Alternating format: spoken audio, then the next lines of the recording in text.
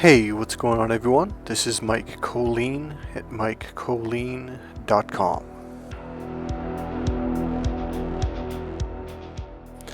This is I Can't Stop by Punch Deck.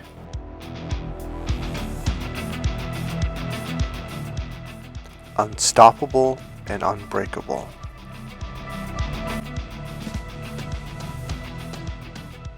So one of the messages that I want to send to you guys that I'm hoping I've gotten across in the past, maybe not, is that just because you're a loving person does not mean that you're a weak person.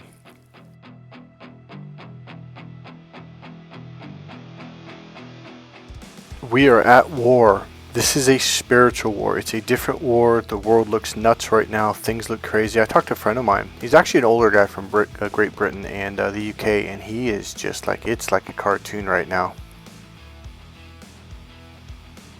Okay, before I turn the music down, I do want to say this format is going to be completely different from any video I've ever made. What I've been doing the last couple days, I've been getting really inspired to kind of look at my business, look at myself, and align who I am with what my business is all about. So I just started writing down possible different business names, different titles, things that we've talked about, videos that I've made. And these are going to be short sentences, paragraphs, and just thoughts. I'm just going to read down the list and maybe pause to break things down maybe on one title or purpose or sentence. So I'm just going to go with it and see where it leads us. One of the greatest challenges we have as a planet, as people, is narcissists have really hammered into us this either or mentality. It's either A or B and that's it. It can't be both and it can't be more. And there are no other possibilities other than A or B, and that's it. So today I was, going through my music list trying to find out what's a really good song for this. So I just put it at the very top and let it go to one song to the next. And I thought all of these songs are good. So I know right now I'm very much in my right brain and my emotions and feelings right now because every song that I'm playing feels really good. So I decided, no, I'm going to use 1, 2, 3, and 4 right from the top. So in other words, I was going through the either or. Which song should I use out of this list of over 100 songs? And I caught myself going, that's a really good song. Well, it can't be both. It's either this or it's that. I'm like, wait a minute, why can't it be both? There's no rule saying you can't use more than one song per video. So one of the things I want to ask you guys also is let me know if one of these titles, because I'll generally read it off, like one of them, the very first one is Thrive. Like, could that be a business name? It could be a book name for sure. And another one's Pain to Power, Dark to Light, because that's the work that I've been doing since I was a child. Another one is Smashing Illusions. Okay, so I just lowered the music just a little bit more. I did it actually twice now. Alright, let's go. And I think that's what this video is about. It's like, it's time to turn on the afterburners. It's time to go after it. Alright, I'm just going to go from the top and let's see what happens here. So the first title is Thrive. Stop getting your ass kicked in dating, relationships, and life. Come learn how to kick ass. The next one, just 2 titles, is Pain to Power. The next one is Dark to Light. Okay, now the fourth one is Smashing Illusions. Stop getting your ass kicked by smashing your illusions and learning how to kick ass in dating, relationships, sports, and life. Now the Smashing Illusions comes from that guy I met about a week ago who, I think even one of the titles that I made, I think there's a second video about him, he explained to me what his issue and problem was in life, and it was because his mom complimented him too much and spoke too well of him. And I thought, wait, what? It was such a complete 180 degrees flip opposite of who I was and what I went through, and yet we had the same problem, basically not feeling good enough. And it dawned on me like, oh, this is an illusion. And because it was such a complete reverse mirror image of my image, myself, my stuff, I realized like, oh, that means my stuff is an illusion too. This is all an illusion. And we hold on to it because it's like, well, that's who I am. It's like, no, that's not who you are. And believe it or not, One of the biggest challenges you will have in life is letting go of these painful illusions that don't serve you, and you complain and you pay therapists and healers and you read books and go to seminars because you're trying to get over this problem. But the biggest problem of getting over a problem is letting go of the problem, because you have self-identified with it and you think, well then, like, this is who I am and this is what I've known my whole life. It's like, yeah, and it's kind of scary to let go of, this is the way I've dealt with life, this is the way I've looked at life, this is the way I've thought life was. Letting go of all these beliefs and like, this is the structure of who and what you are and what you believe life is. When you let go of that structure, it's kind of like, well, where do I go? Now you get to create your life.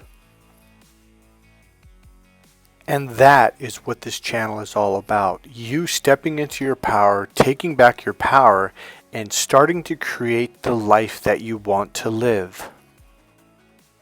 This is why God created the third dimension, the Alpha, the Omega, the beginning, the end, time, dimension, contrast. It's all about creating flavors and sounds and feelings and emotions and sights and visuals, music, art, structure, anything that you want to build and make and create. You are here.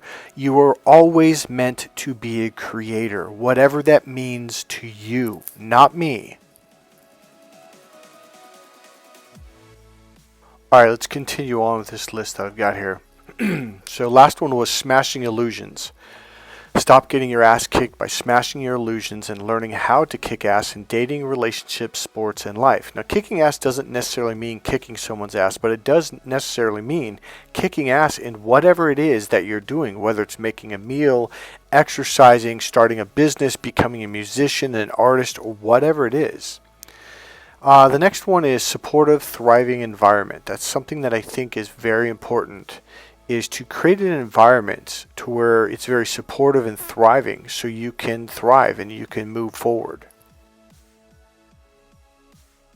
So, by the way, this is Mount Kilimanjaro in Africa. It has a pretty powerful meaning to me, and I don't know if I want to say I connect with it, it connects with me, but it has always had an emotional feeling for me when I first saw this when I was a little kid.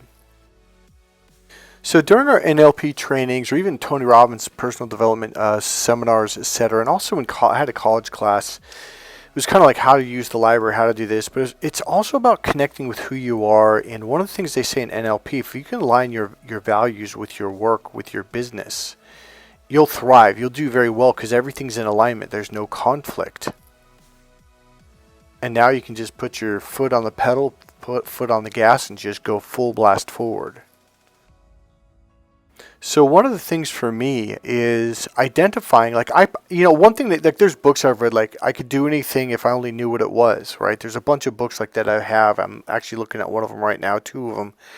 And it essentially says, like, if you know what it is, you can move forward fast. And one of my challenges was, what are my, what's the word I'm trying to say here?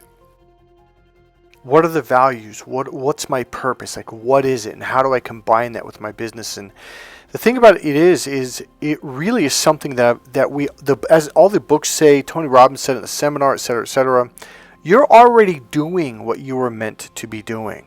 You're just not conscious of it. So I've had a level of clarity very much recently. Like, one was, what was my root thing that was really holding me back? And it was like, I just didn't feel good enough. Like, I could be one of the best in the world at something. I remember telling a therapist, like, I could have five doctorate degrees. I could have all these degrees from Harvard, Yale, ITT, etc., and I would still feel like, well, I'm not good enough. I'm not ready. So Tony Robbins, we did a 5-day seminar called Date with Destiny, and I wrote something, and he had you like, hey, he said, this is what you're going to do. When you go home tonight, you're going to spend an hour or 2 hours if you have to develop this one paragraph. This is going to be your purpose in life. I accidentally, on purpose, without realizing I was doing it, I hit it on the head. And turns out, and I didn't quite realize it at this seminar. Actually, we didn't go home. We went to our hotel rooms, what I should have said. It was down in Palm Springs. Actually, Indio is right next to Palm Springs. I want to say Indio. I can't remember the name of the city, but it was right there. Indian Wells. So it's something that I didn't realize until a much later NLP 5-week training I was at, because we were doing a very similar and same kind of thing. Like, hey, you need to kind of have this guidance. You need to know, like, who are you? Why are you here? What's your purpose? Where are you going? What are you going to do with these tools? And it's always been kind of frustrating to me, because I think on the other side, this thing that I just fixed and cleared, did an energy healing session on after meeting that guy, man, it stood up like, oh, Jesus, I just don't feel good enough. No matter how good I am at something, I just don't feel good enough. So you can know your purpose. You can be very conscious of it. You could be doing it, and yet you don't think that's it because, well, who am I? Who am I to inspire people, motivate people? Who am I? You know, that imposter syndrome thing, right? So it's usually a combination of things, but I would say those are the two things: knowing what it is consciously, and number two, clearing out that worthiness issue. You do those two things and you're on fire. The brakes are off, the gas pedal's on, and you're going. So in high school, I got this award called the Most Inspirational Award every year in wrestling, and at the time I didn't even know what that word meant. I never even questioned. I remember going to the coach like, "What's this?" He goes, "What do you mean? What is this? You're the most inspirational." Blah blah blah. I'm like, well, okay. And I didn't even know what it meant until years later in my 20s what that word even meant. I mean, I understood the definition of the word. I actually understood what inspiring and inspiration and inspirational meant. But what it was is I couldn't understand why they were trying to say, hey, this is what, you won this award. And I remember looking at the coach like, for what? Like, to me, it was an empty award, because I'm like, I don't even understand what this is for. Like, why you get, like, because it didn't make sense to me. And yet, I was the guy on the team that was getting everyone fired up, and guys that would be crying on the side, going, oh, I can't win, I can't beat that guy. There was this one guy, Steve. I got him so fired up because it was a double-day tournament where you meet the same team. You meet 5 teams the first day, and then you meet the same 5 teams the next day. I used to think it was stupid because there was more than 20 teams there, so I'm like, why are we facing the same teams? Why don't we get more experience, going against other teams? But what it was for the exact same reason. Okay, so you lost to this guy yesterday. Now face your fear, because Steve was an absolute total fear. And I got him so fired up, he actually went in and pinned that guy in the first round. He actually was telling us, I'm not going to compete in this match, I'm just going to forfeit. And we're like, no, you can't do that. Like, you don't understand. Like, like, that's not part of this reality here. Like, you don't do that. So I got him so turned, and he actually started crying. He goes, I can't. The guy was a senior. The guy was a badass in wrestling. I think Steve was a sophomore, if I remember right. And he was flat out scared. That guy completely manhandled him the day before. Okay, I'm going to tell you what I did. This was actually a pretty interesting thing.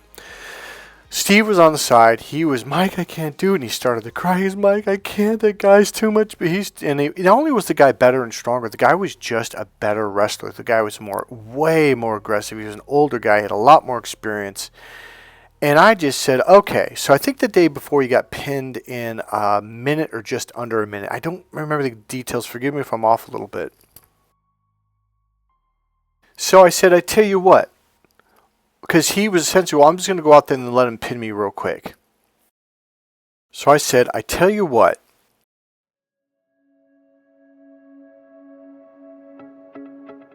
Why don't you see if you can last for 1 minute, like 1 minute and 1 second. So instead of the goal being you have to beat this guy and win the match, your victory is going to be 1 minute and 1 second. Just get to 1 minute or just after. That's all I'm asking of you. And then you know what? If you want, you can quit. And he goes, the coach is going to get mad. I go, no. I'll tell the coach that was our deal. Because if you forfeit, the team gets 0 points. So as a team, that's that's not good at all. Even if you get pinned or lose, you still get so many points. So for the team gets points, and that's much better than a 0. A 0 you do not want. And by the way, we ended up winning the entire tournament as a team, and that's a huge accomplishment. So now Steve is actually, because I said, do you think you can actually hold that guy off and just for 1 minute? That's all. Because the rounds are 2 minutes, and he's like, yeah, I think I can do that. I go, no, can you do it? And he looked at me and goes, yeah, because I know I can do that. I know I can hold that guy off for a minute. Because the first time he went, he was just so overwhelmed. The guy just intimidated the crap out of him, overpowered him, and Steve just kind of folded. So he looks at me, yeah, he goes, you know what, I can do that. And now Steve's getting fired up. He's just got a new goal. It's a much smaller goal. It's an achievable, realistic, as if now goal. And you can, like, there was a spark in his eye. You could see it. And he was worried about the coach getting pissed off for just, because the deal was, I said, I'll make you a deal.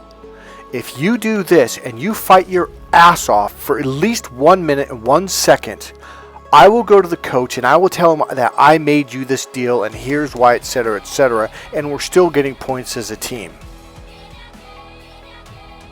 Now, Steve looked up to me. I was the captain of the team. I was kind of one of the tough guys in the football team and wrestling team. And he's like, really? I go, I swear to God, I will literally yell at the coach if he yells at you. I will get in between you and I will scream at him. He goes, okay, I'll do it. Now, go, let's warm up, man. Listen, we're warming up and Steve is fired up. So then I say, I tell you what, if you get past 1 minute and 1 second, why don't you see if you can go to 1.5 minutes? Just try it. Just see what you can do. And he looks at me and goes, you know what? I'm going to try that. And so now Steve's really fired up and we're warming up. We're wrestling around, blah, blah, blah. And he's really fired up. And I say, you know what? Fuck it.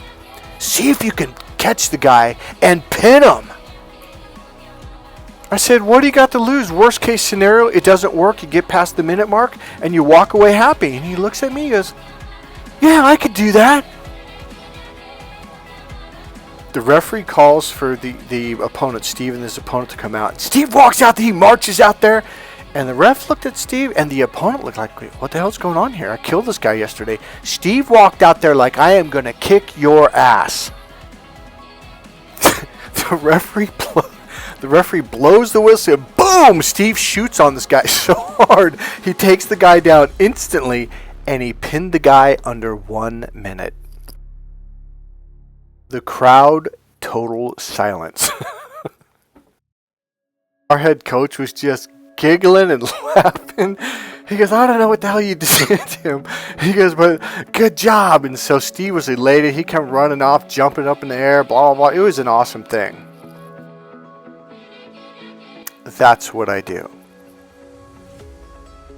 What I wrote in the Tony Robbins seminar was the purpose of my life is to motivate myself and others to believe, dream, and be alive with passion, power, and excitement. And that's why I'm here.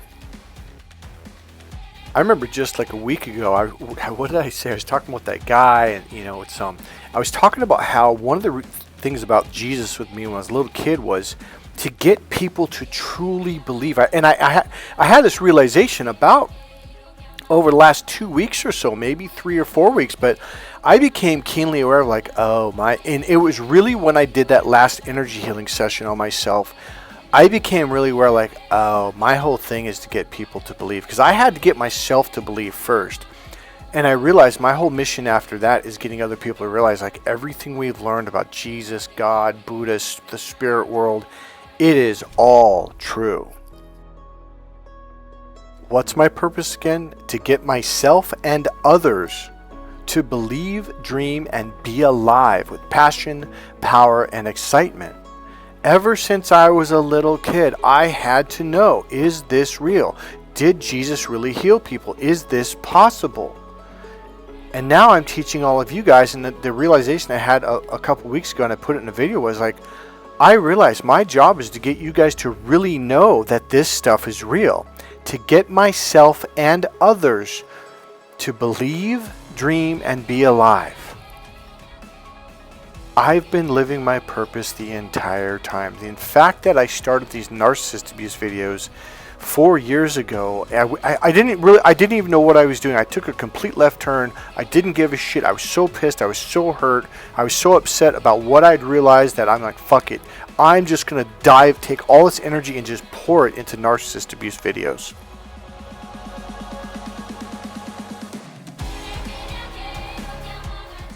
You would be blown away. You would shock yourself to death if you realized how much power you had when you find something that is so meaningful, so purposeful, something that means something deep down inside.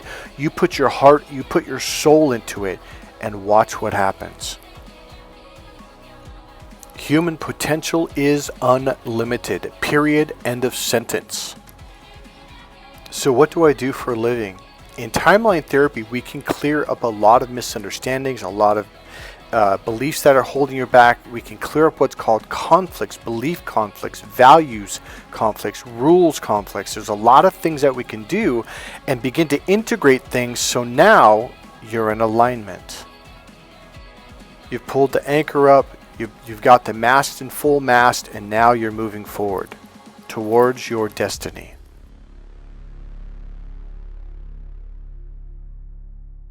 Let's continue on with my list here. Okay, so it said supportive, thriving environment. I want to build a seminar system where people show up and there's this environment they can walk in that's supportive so they can thrive. So the next thing that came up, and I was actually listening to a YouTube video about this, and something just kind of hit me. It says advocating for those who don't have a voice. So listen closely what I mean when I say that. So profound sense of responsibility for those. So I have a profound sense of responsibility for those who don't have a voice by teaching them how to reconnect to their voice and their internal power. Protecting those who cannot defend themselves by teaching them how to stand up for themselves. Advocating for those who have a heart and believe in love by teaching them how to truly love themselves by learning how to protect themselves emotionally. Self-protection is self-love. See, one of the things narcissists do, like I said early on in this video, almost the beginning, was they basically have conditioned and brainwashed us to believe, well, it's either A or B and there's no other options, there's no other possibilities. Well, that's just not true. It's a mind game to where they can say, well, you're either a bad person or you're a good person. So an empath's like, well, I'm a good person. And I'm a loving person. So a narcissist will essentially say or indirectly say, okay, well, if you're a nice person, if you're a good person, if you believe in love, then you're not allowed to defend yourself because that's not nice, that's mean, and that's not love.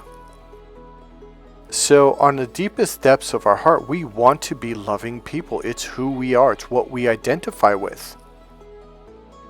And this is the double bind. It's a trick to get you never ever to protect or defend or to stand up for yourself, let alone step into your power.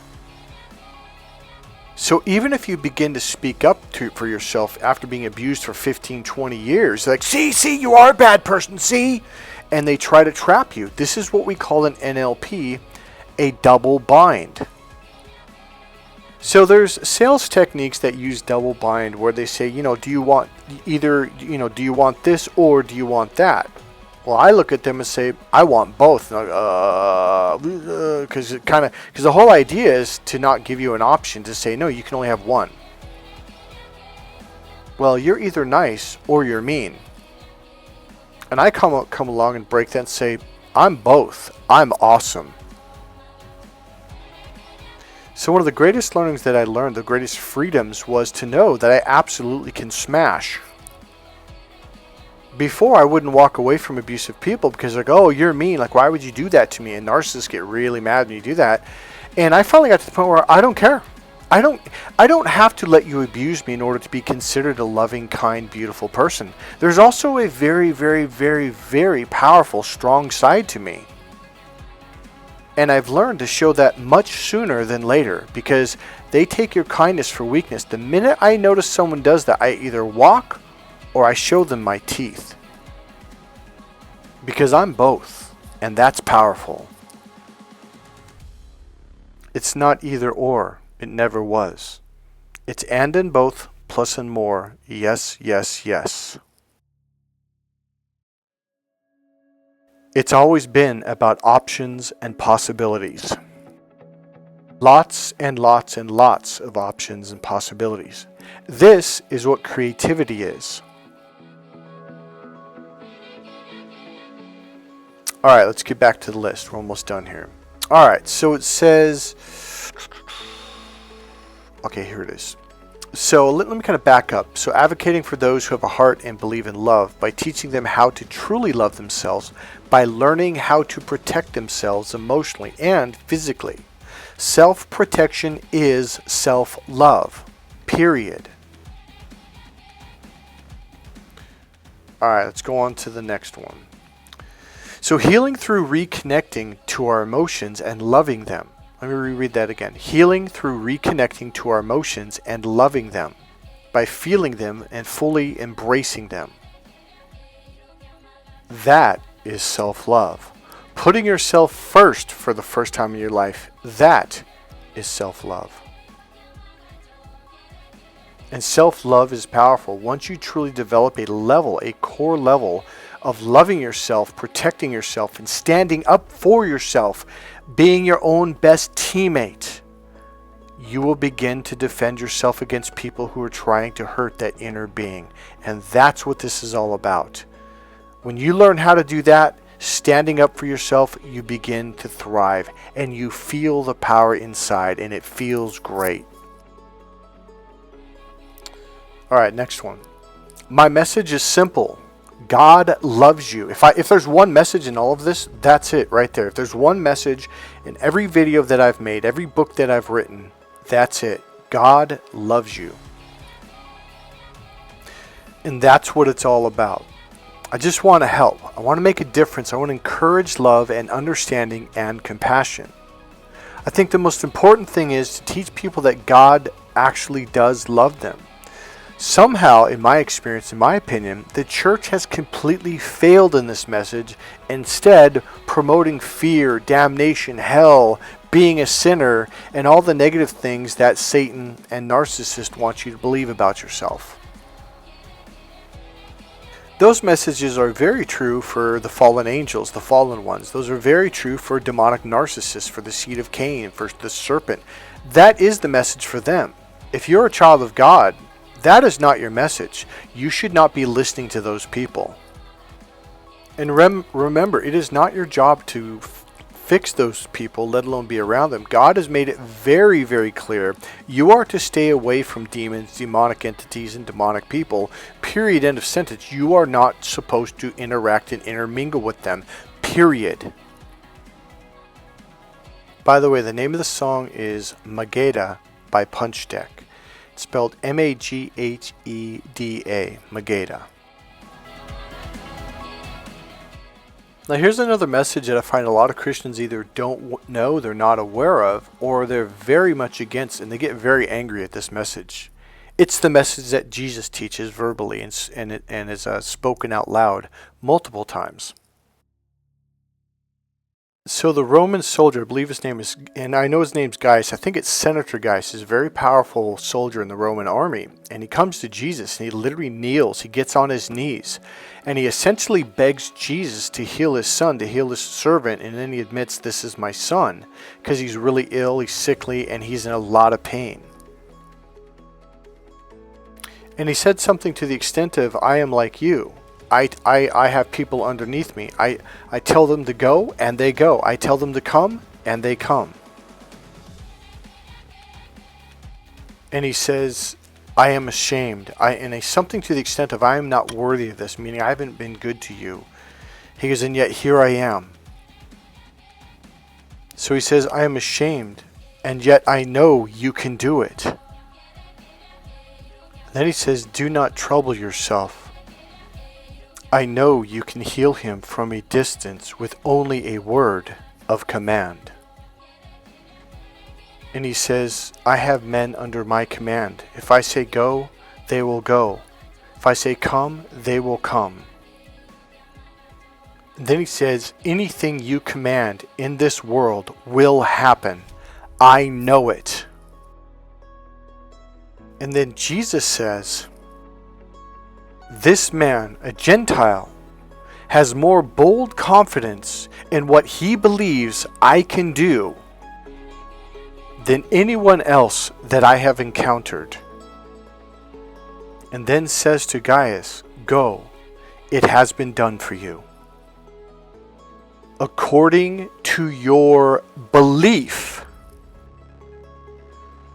He even pulled aside his disciples, and he brought up the woman that reached out and touched his clothes, the string or whatever that she touched, and energy drained out of him. And he said, well, what happened to her? And he said, well, she was healed because she touched you. And he's like, no. She believed. It was by her faith.